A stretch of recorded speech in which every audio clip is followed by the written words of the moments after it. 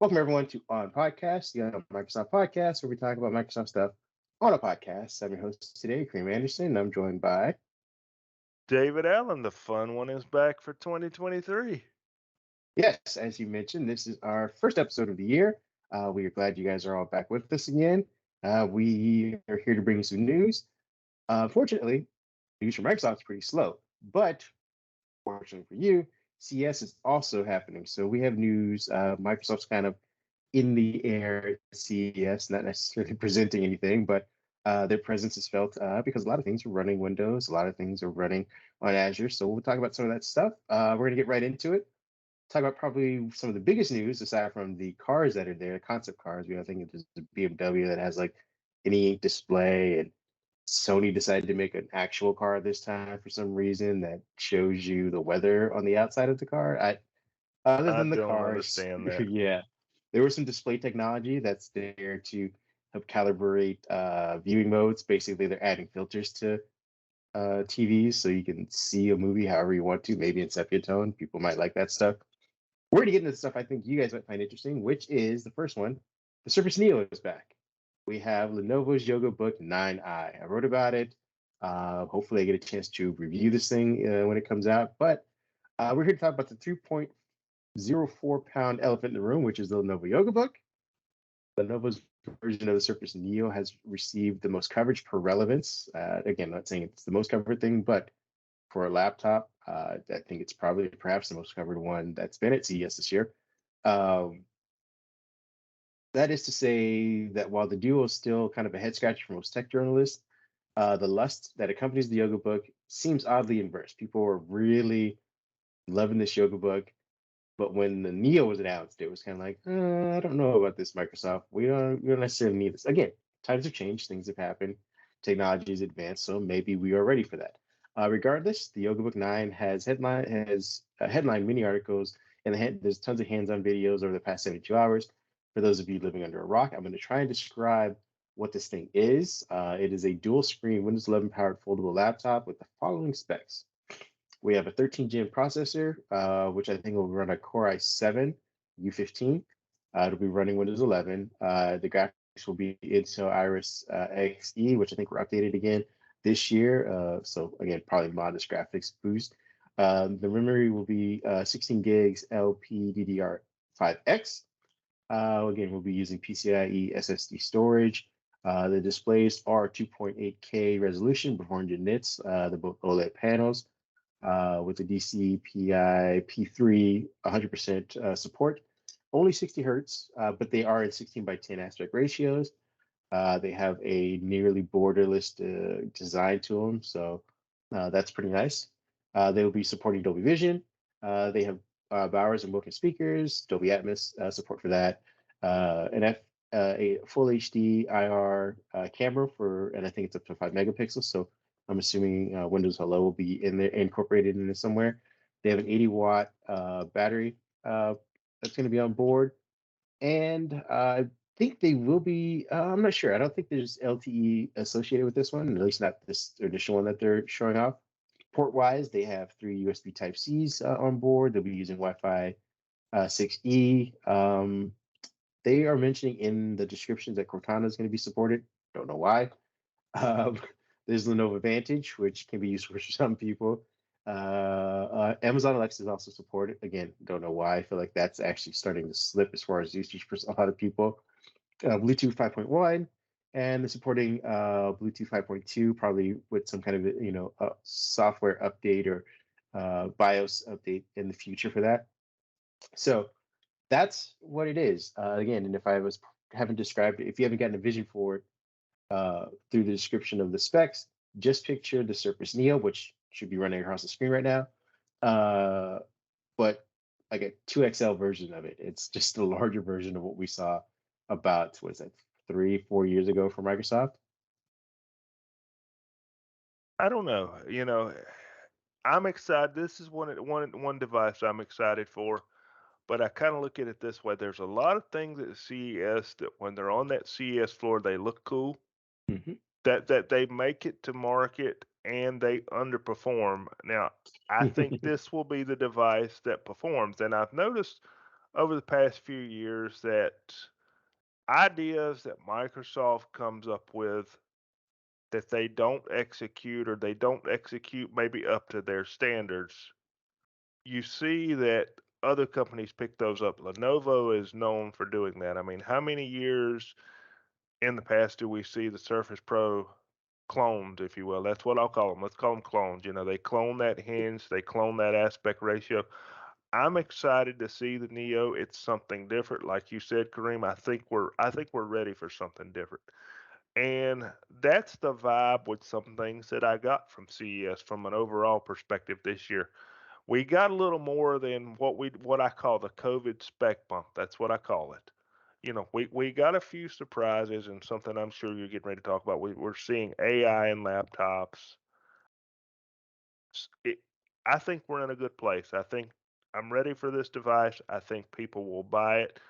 Who will buy it will be the question. I think businesses are going to pick it up. I think there'll be some consumers pick it up. Now, is it going to sell like a ThinkPad or a gaming laptop at Best Buy? No, it's a niche device, but I Well, think we're funny you should say ThinkPad because I'm sure there's some audience members out here pulling their hair out, screaming X1 Fold because yes. uh, the concept isn't new, so to speak, but the execution is new for Lenovo because as I've reviewed and it is on the market. There's the X1 Fold, and I think they came out with the X1 Fold 2 or at least an update to the X1 Fold 9 which uses a foldable design. Now, it is more akin to saying it's more like the Galaxy Fold versus the Surface Duo with these Hmm. concepts. The Galaxy Fold is I don't want to say plastic. I forget what the tech is called, but it's basically it's not full glass foldable screen. So it's a plasticky screen that folds in 180 degrees. You can fold it closed and you can open it. So it's basically a laptop in that regard. It's much thicker. It's much heavier. It hasn't taken off. I would assume the way that Lenovo would want it to, or us as journalists are imagining. But this new version, which folds 360 degrees, just like the Surface Duo, it kind of goes front and back. You can basically stack it on its side or back on top of each other. Is like you said, this is something new that companies could perhaps see. Now, again, I think the battery life and the size are always going to be considerations that people are going to have. And like I said, the X1 Fold, for all of its design prowess, failed in both those aspects. It was too thick. When you pair it with the keyboard was too small because of the Yes. aspect ratio that they were using for this design. It just kind of fell in a weird spot. Now, I am going to say that I believe the Neo aspect ratio was probably the selling point more so than just having two screens, which seems what Lenovo's doing. Now we'll see how well two 16 by 10 screens do because it could be unwieldy for some people. I think the way that Microsoft sold the Neo was that it was, I gotta forget the actual aspect ratio is, but it was more pocketable. You could hold the thing in one hand when it was opened or when it was, things like that. So I'm excited. I want to see how this works. I want to see if it lights a fire under Microsoft to bring back the Neo because I really liked that design. I mean, I I love the did too. Duo, so uh, we got our fingers crossed. But that is one of the biggest computers coming out of uh, Lenovo out of CS this year. Another one before I jump into actual what's powering these things, which is the chipset. The other one is the forget the name of it. It's basically like the Lenovo Twist.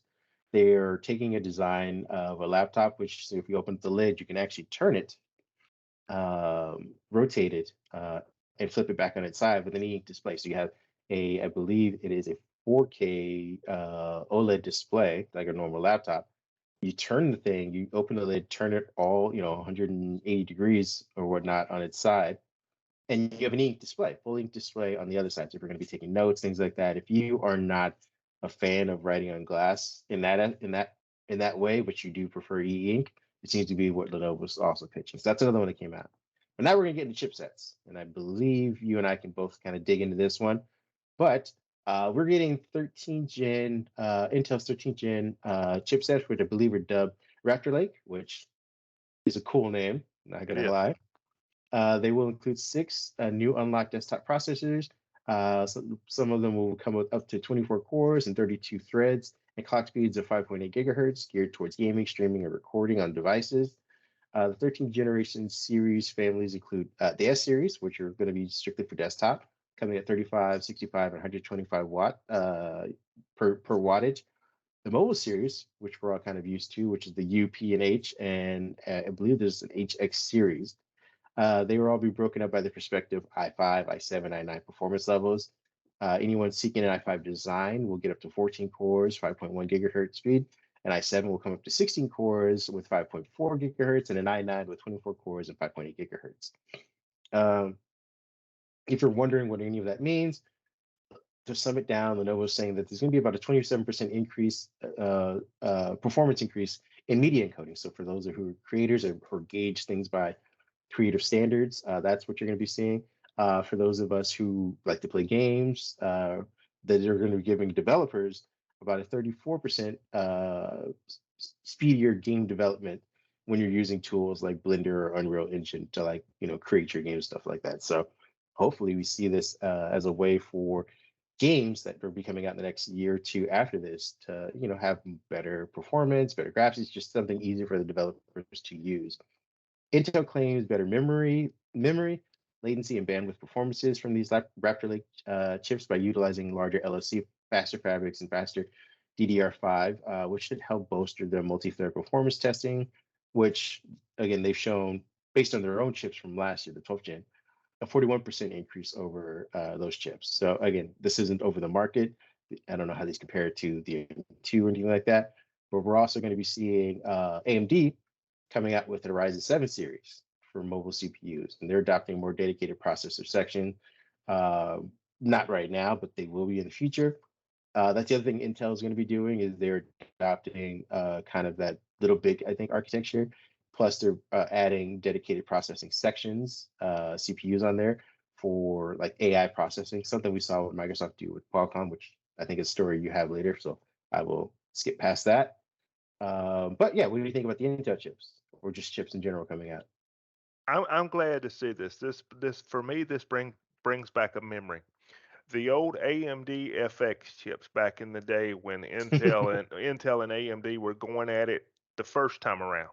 Yes. And they had this 8-core chip the AMD did. Now, the chip was really not the greatest compared to Intel back then, but you had this thing called 8 cores, and Intel was sitting over there with 4 and 6 in some cases, and that was considered the high end. And I feel like we've kind of took that to a modern day way of doing things because Intel does the thing of efficiency cores and performance cores now. So a lot of folks are seeing that core count get a little higher. AMD's game has been, we're a little more efficient than Intel at some things. Your battery life in your laptop may be a little better, but we're giving you what I call a straight core count. The clock speed is there. So it's nice to see Intel and AMD back at it. They're pushing each other because, I mean, if it's like last year, by March, April, we're going to start hearing about the AMD 8000. There'll be rumors out there, and Intel will be pushing that next boundary of whatever 14th gen is going to be. So we need the performance right now. We've got more creators and more gamers out there than ever. So, like you said, you can judge it with media encoding and gaming. That's good to see. Will the average productivity user, such as myself and you, see that big a performance difference? Maybe not. But the fact is, it's there, it's available. I think this is good, and I think that's a product to go back on a story. The Neo, we finally got to a place where if you give these companies hardware, they're going to produce some crazy things. They're going to push the envelope, and I think that for me, that kind of summarizes CES. We didn't see great things. We saw just slow pushes forward to something different. Yeah, I think, like you said, we're kind of coming out of the COVID fog, not as an infectious people, just as a technological counterpoint in time. Like we are now getting, processes back up, logistics are running. The manufacturing is back, slowly coming back. So these, like you said, people are kind of creeping into, big leaps, setting a foundation for maybe, bigger technological jumps in the next year or two. Now, again, Intel isn't all about, they are pitching the higher end chips, but they also have a K series and a N series, which I didn't really know about. But those things have gotten significantly improved GPU performance. So for lower end stuff, you're going to be seeing these chips do a lot more, which is kind of cool. The other last notable thing is Intel Unison, which is a software solution that seamlessly connects your PC and your devices for universal, easy to use experience across operating systems. This is basically, um, I guess, like phone link, for PC users, but Intel solution. So it'll be on, just like Windows, it'll be on anything, I guess, that's powered by Intel. But this is mostly designed for iOS users. It does support Android, but what it's going to help do is help for faster, more secure pairing processes that can result in faster file transfers, natively receive text messages.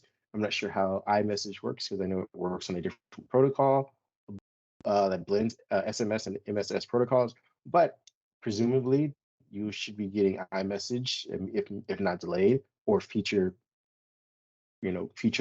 versions of it, and phone notifications on desktop. So Intel is going to be, they're jumping into the fray with this, helping support Microsoft's phone link, I suppose, in some way. But there you go. So you may not necessarily use phone link, but you could use an Intel Unison version of this native thing. Now we're going to go into Snapdragon Satellite, which is Qualcomm's working on delivering a two-way satellite messaging for high-end Android devices. This is supposed to be coming by mid-2023. Similar to what Apple showed off last year with their SOS platform, essentially allowing you to send a quick message no matter where you're at in the world, no matter what SMS protocol you're using. The feature is called Snapdragon Satellite. It'll be available in phones, both Qualcomm Snapdragon 8 Gen and 2 processors, and its X70 modem systems, along with some additional radios. Phones that support it should be launched in a select regions starting in the second half of 2023, according to the company's press release. And there are several manufacturers working on designs, according to Francesco Grilli, a Qualcomm spokesperson. Unfortunately, Qualcomm is also looking at tiering this solution, offering premium messaging features where OEMs or carriers could charge extra. So if you want to do more than just send a quick message, if you want to just use it as kind of your native texting, no matter, kind of, I guess, bypassing carrier support, you could pay for that, or you can be charged for it. The last thing I have on my notes about some of this early stuff is Asus made an Xbox controller with an OLED screen called the Raikiri. I don't know how to I pronounce it. couldn't pronounce that one either. Yeah, it's Raikiri Pro. So whoever knows that, please leave it down in the comments phonetically. I really appreciate it. Basically, it's just a Xbox controller with a tiny 1.3 OLED screen that'll be used for showing the charging status, mic status, Bluetooth pairing.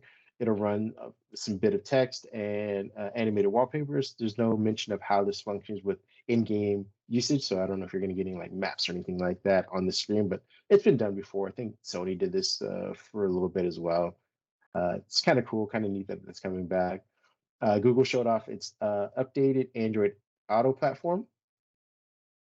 Just picture, I don't know, CarPlay from 2 years ago when they were using split screen a lot to kind of show both, audio, like if you're playing music plus maps, because I think right now it's a full screen experience on Android Auto. So if you're doing one, you can only do one or the other at a time.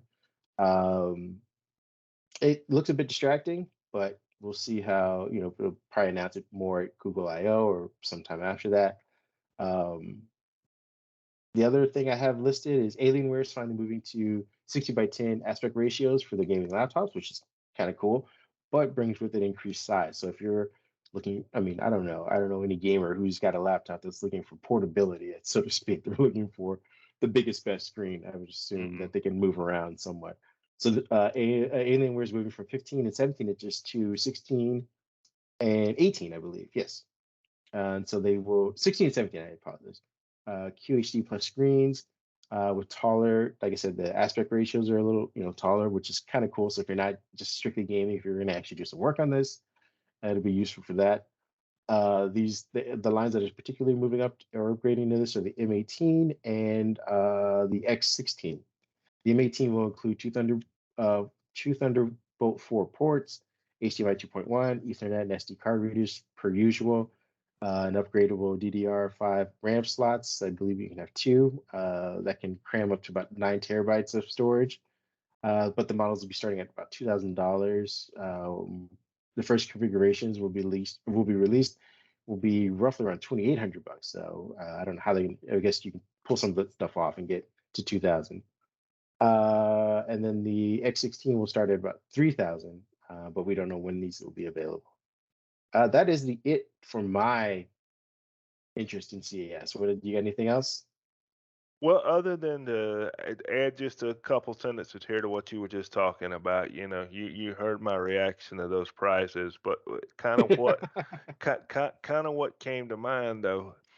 Go back a few years. Well, let's go back 10 years. What did we see? The big honking gaming laptops with a 17.3-inch screen. Everybody wanted that 17.3-inch screen. And it's very interesting to me to see that we've come back to basically the same place. Yeah. We're back in the bigger 16. Razer's got their excuse me, folks. Razer's got their 18, out there. Alienware's got their 18. So here we are. We're back in the big screen, but we've gone a lot thinner. We've gone a lot smaller. You're not necessarily carrying around a 10-pound brick anymore. Yes, yes. Having tested some of the Legion stuff back or recently, yeah, I mean, you're looking at, I think 4 pounds or something like that, and so it's nice that you're getting bigger screen for a lot less weight. Still very portable, I guess, when you make those compromises. So you can we kind of got people on, but now I don't have any models or information right in front of me, but just by scanning what we saw at CES, you can now if you're a gamer, it's a good time to be. You can get both ends. There were some good 14-inch laptops out there. I do know that the G14 got updated.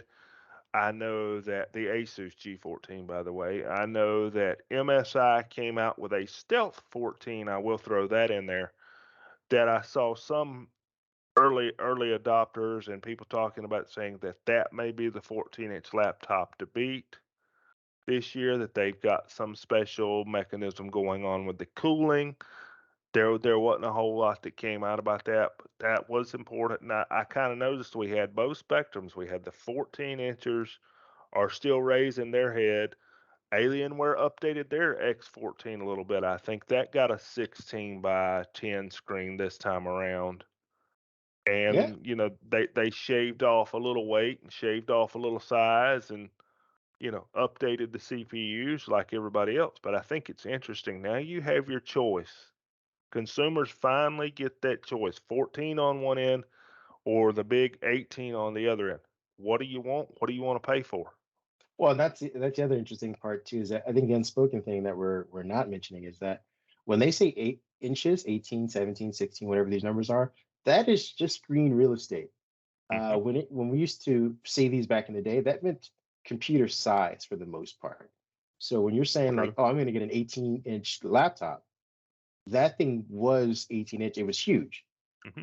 When you say 18 inches now, that just means screen real estate. The thing could look like a 16 and a half inch laptop, but you're getting 18 inches of screen because the bezels have been reduced. It's, borderless, so to speak. So uh, when we say these, don't think of like, oh, this is a big honking Right. 17-inch laptop. It could be a 16. It could be a 16-inch physical laptop with a 17-inch screen aspect ratio because you're doing 16 by 10. So you might still be getting the same size laptop. You're just getting more screen real estate now for your money, which is great. I think that's a good thing. I'm ready to see one of those in person and just kind of compare.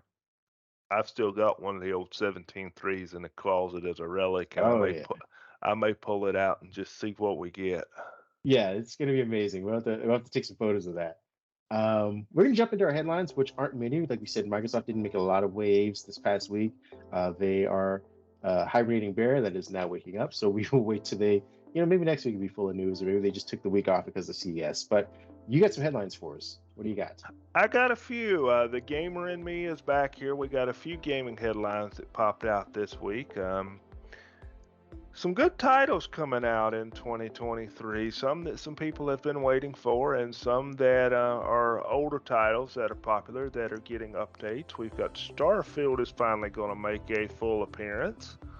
Diablo 5 will make a appearance about middle way through the year. That's early spring, or late spring, early summer, and a Great. new update to Forza Motorsport. I'm happy to see this. I was kind of hoping that, as usual, Forza Motorsport would be in the launch release window of the Xbox Series X and the Xbox Series S, but we're finally getting that update that's supposed to come this spring. And Game Pass. This is kind of the meat of what I have here. We've got some rumors of some Game Pass changes. Back in September, Microsoft launched Xbox Game Pass Friends and Family, but they only did it in Ireland and Colombia. And basically, what that allowed is, think of your Netflix membership or your Hulu membership, where you go in and add sub people, your kids, your wife, your husband, etc., and everybody could have their little spot. Well, now, with the way it is here in the US at least, you have to, if you have two people in the family, you have to pay for two subscriptions. So I'm hoping that will finally make it to the US, which kind of leads us to, what is Microsoft going to do with Game Pass? Phil Spencer has he hinted at the end of last year that that price increase is coming. And with the Activision Blizzard thing going on out there, which we have kind of stayed away from in this podcast a little bit, I think they're going to have to do that. That price is going to have to go up a little bit. I know right now, after taxes, when it hits my credit card, it's $16.99 a month. I think you get one heck of a deal for $16.99 a month. But I was thinking about it yesterday. We have Microsoft sitting out there with all this gaming ecosystem that we enjoy.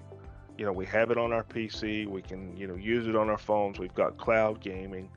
We've got PC Game Pass, and basically for the ultimate subscription, you pay $16.99. I like for things to be inexpensive like anybody else, but I feel like maybe that's a little too cheap for what you get. So I'm okay with $19.99 if we get there. And just to throw a little nugget out there, something that crossed my mind this morning.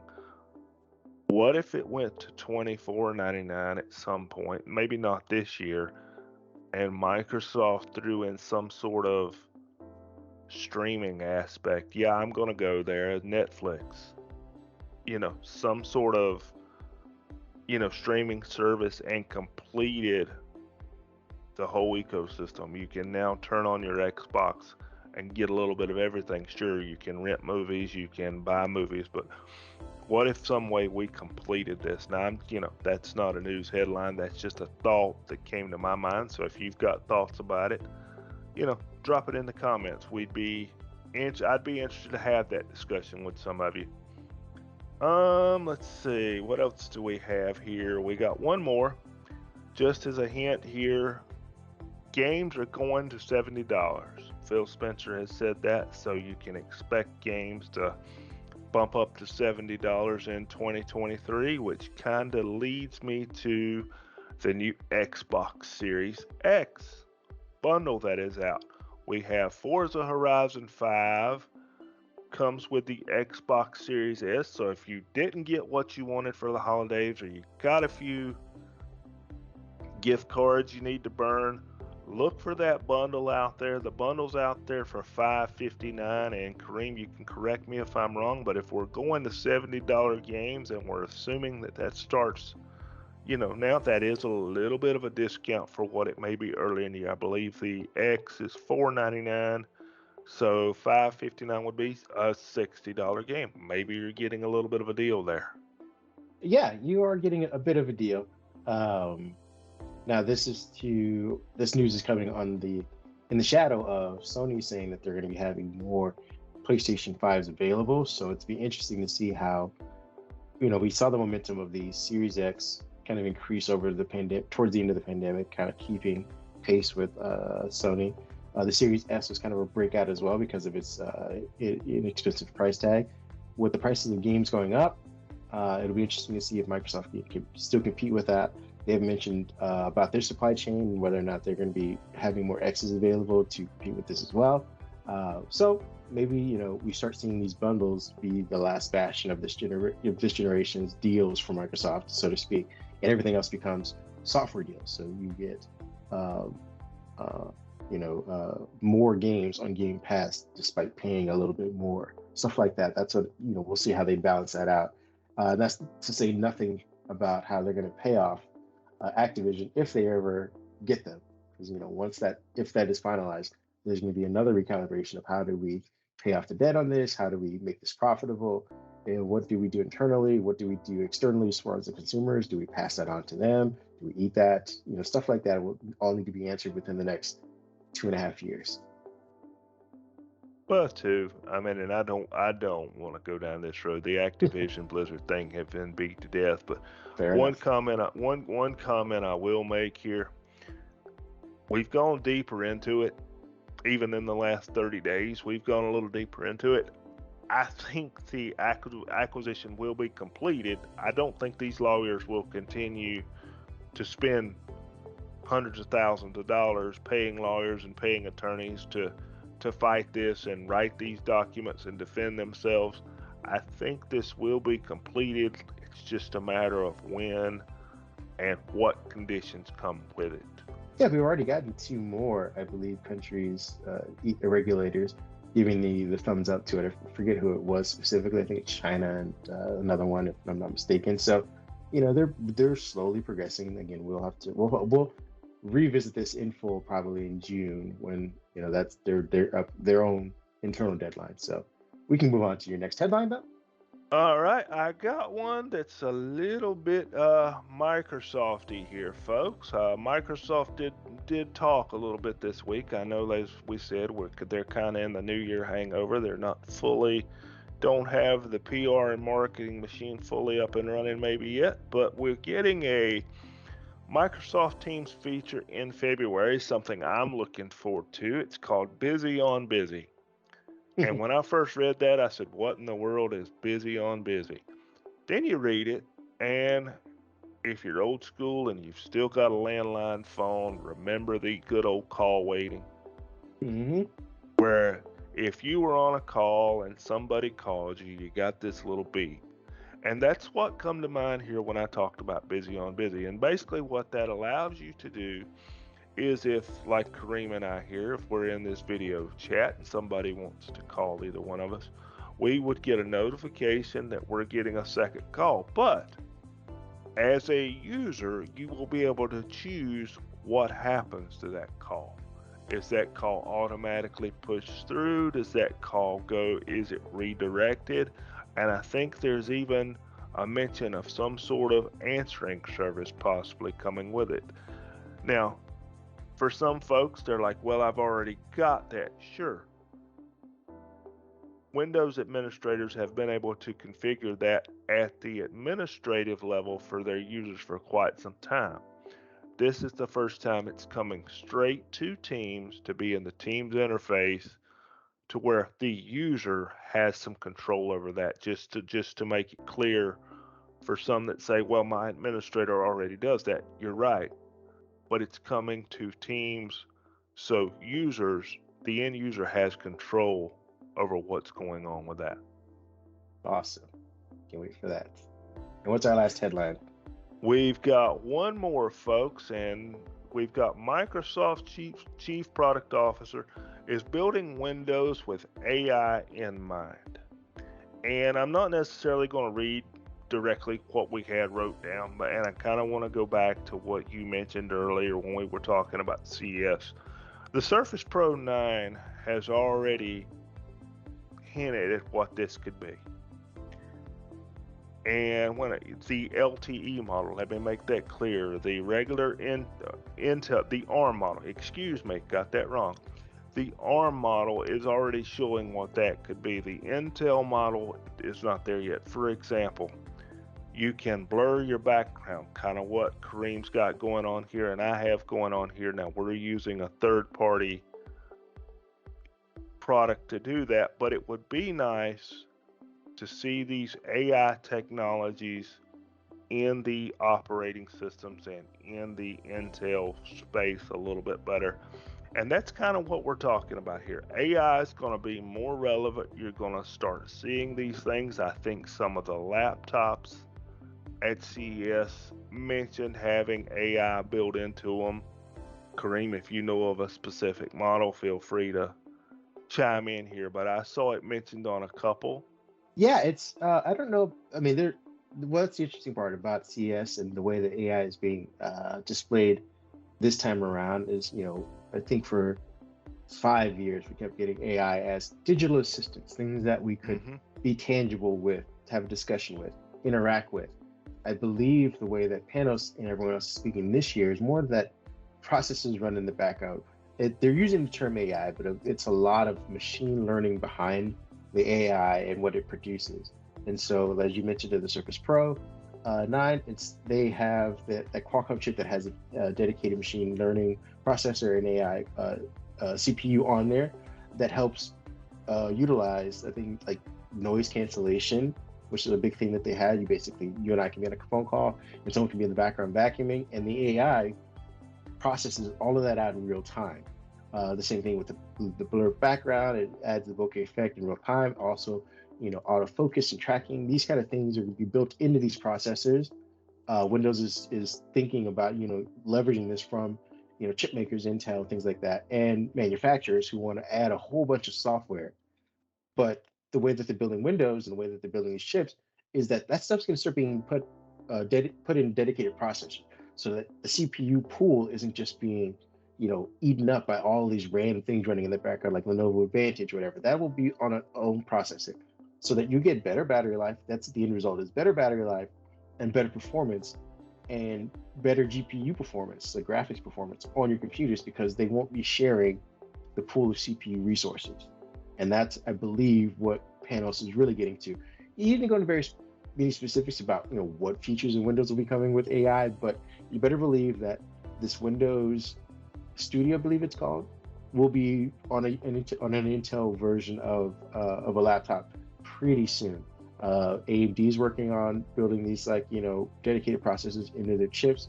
Intel's working on it, and they said they should have something out by the end of the middle of this year. So Intel versions will have these neat little features that Windows will be packing in here, saying everybody will get it, no matter what type of computer you have. You won't necessarily need to have the super high end thing, because these will be built in where the processor is taking advantage of these specifically. So again, think less of talking to Cortana and more noise suppression, uh, AI filters, maybe things built into Excel to help speed up the way you do calculations and spit out reports and things of that nature.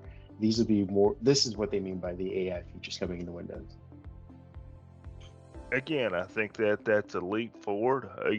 That's yet another push forward. Like you said, AI has always been voice assistant. Hey, to keep from setting anybody's stuff off. Hey, somebody, or somebody listening. And Mm-hmm. the first example of it was not a Microsoft product. My first experience with it was NVIDIA Broadcast that Mm-hmm. we're using here.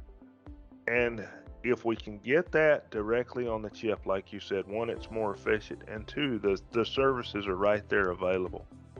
Yeah. And I think AI is the next software hardware combo step forward. Anticipating things and being able to adapt to things. Like, for example, take your blurred background. For example, if a spotlight was to come up behind you, it automatically knows how to adjust to barely, if at all, blow out your shot or mess things up. Going to be interesting to see. I'm ready Well, for the first laptop to come out with it just to see what it can do. And as always, once the hardware comes out, the software developers will, if there's an API or whatever they need, will be there, and the software developers will run with it, and we'll see all kinds of things pop I up. believe we're going to start seeing some of that stuff come into like the apps that we get in Windows. We'll see somehow they'll manage to have photos take advantage of this, the way with, filtering and processing. We'll probably start seeing better editing features using AI in the apps themselves.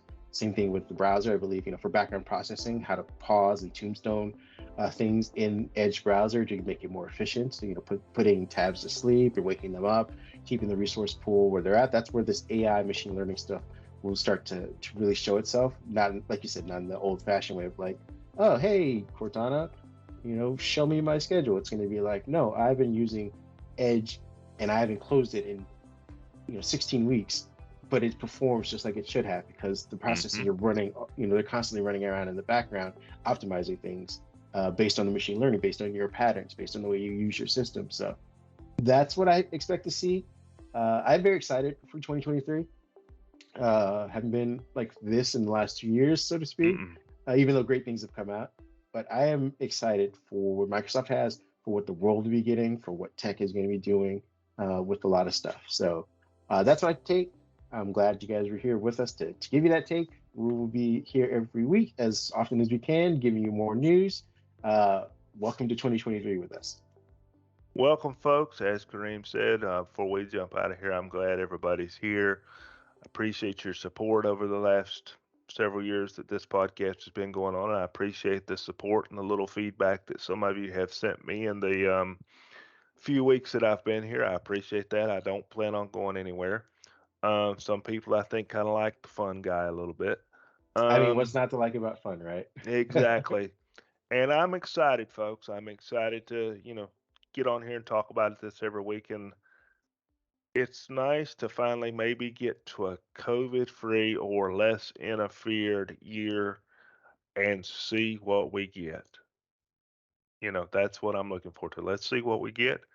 And folks, I'm going to jump out. If Kareem's got anything else to say, we will see you guys next week. Yeah, enjoy your weekend.